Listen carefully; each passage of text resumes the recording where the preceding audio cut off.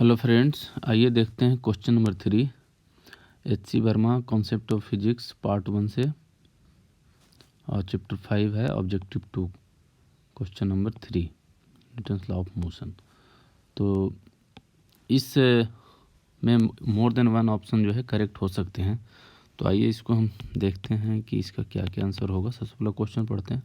A particle is found to be at rest when seen from a frame S1।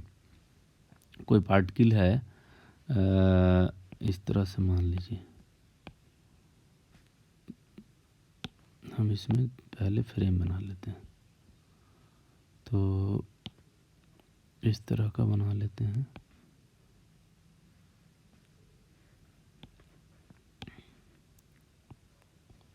कहते हैं particle is found to be at rest when seen from a frame S1 and moving with a constant velocity when seen from another frame S2। तो दो frame ले लेते हैं, एक S1 ले लेते हैं इस बॉक्स के अंदर और एक S2 ले लेते हैं। ये दोनों ऑब्जर्वर हैं और यहाँ पे हमने एक मास ले लिया, इस तरह का m मास का कोई ऑब्जेक्ट ले लिया, ठीक है। और ये हमें जूम करते हैं कि जो हमारा ये बॉक्स है इसकी वेलोसिटी कितनी है, v0।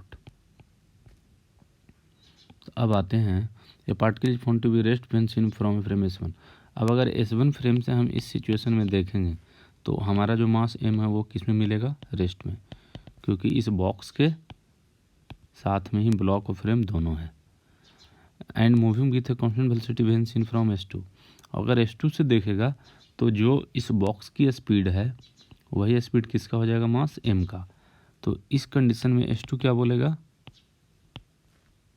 Constant velocity, constant velocity, ये पता चलेगा।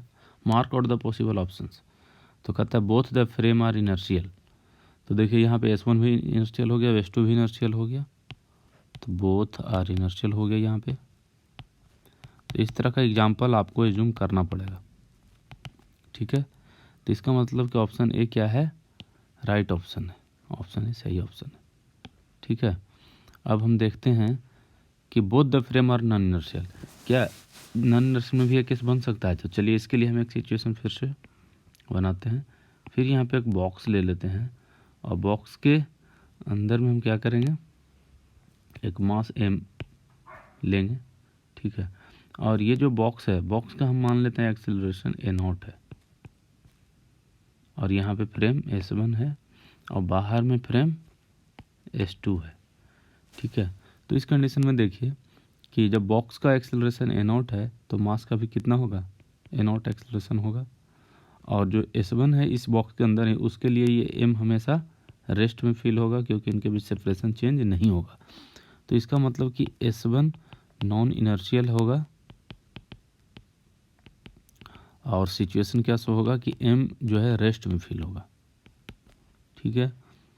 तो S1 का हो गया। अब S2 के बारे में सोचिए कि S2 नॉन इनर्शियल हो सकता है क्या। तो हम मान लेते हैं कि S2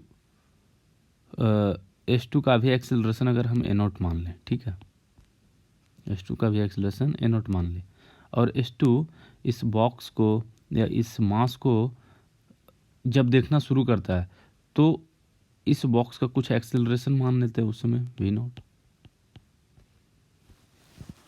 कहने का मतलब कि सेम जब S2 इसको ऑब्जर्व करना शुरू किया तब इसके पास एक्सेलरेशन a0 था और वेलोसिटी v0 था, ठीक है।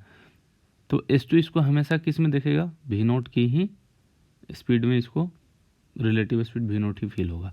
तो इस कंडीशन में भी S2 क्या देखेगा, नॉन इनर्शियल फ्रेम तो है ही S2, और नॉन इनर्शियल होते हुए भी ये मास m को किस में देखेगा, मतलब जिस अगर S2 इसको अगर रेस्ट में देखा, भले जिसमें एक्सेलरेशन तो रेस्ट में फील होगा, लेकिन S2 अगर इसको विथ वेलोसिटी v0 और एक्सेलरेशन या v1 वेलोसिटी और एक्सेलरेशन a0 से देखेगा तो S2 के लिए हमेशा m का एक्सेलरेशन तो a0 होगा ही, लेकिन वेलोसिटी v1 या v0 जो आप एज्यूम करेंगे या जिस समय इसकी जितनी वेलोसिटी होगी उस समय जब भी ऑब्जर्व करेगा तो उतना ही वेलोसिटी को फील होगा।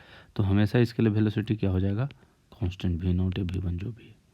तो इसका मतलब क्या है, S2 भी नॉन इनर्शियल होते हुए भी इसको कांस्टेंट वेलोसिटी में ऑब्जर्व कर सकता है।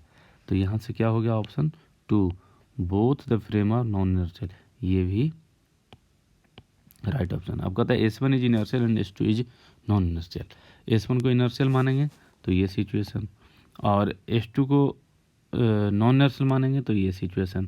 तो दोनों इकट्ठे ही फॉलो होंगे, अलग अलग फॉलो नहीं हो सकते।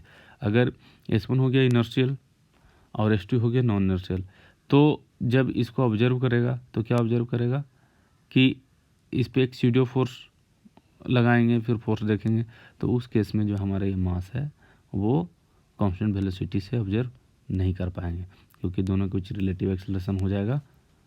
ठीक है, तो इसका मतलब ये गलत है। S1 is non inertial. अब हमने S1 का ये सिचुएशन यहाँ से लिया एंड S2 इज इनर्शियल, और S2 का सिचुएशन हमने यहाँ से लिया, तो S1 क्या हो जाएगा, नॉन इनर्शियल। ठीक है, तो S2 इसको कभी देखेगा, S2 कांस्टेंट वेलोसिटी से कभी इसको फील नहीं करेगा यहाँ से, अगर इस सिचुएशन से इसको ऑब्जर्व करें तो, क्योंकि एक्सेलरेशन दोनों के बीच में पॉसिबल है। इसका मतलब कि ये दोनों ऑप्शन गलत है। तो आपको हमारा ये वीडियो कैसा लगा ज़रूर बताइएगा। हमारे चैनल को सब्सक्राइब कर लीजिए, ठीक है, ताकि और भी जो मैं क्वेश्चन बनाऊँ, क्वेश्चन आंसर करूँ, वो आपको सबसे पहले मिल जाए। Thank you.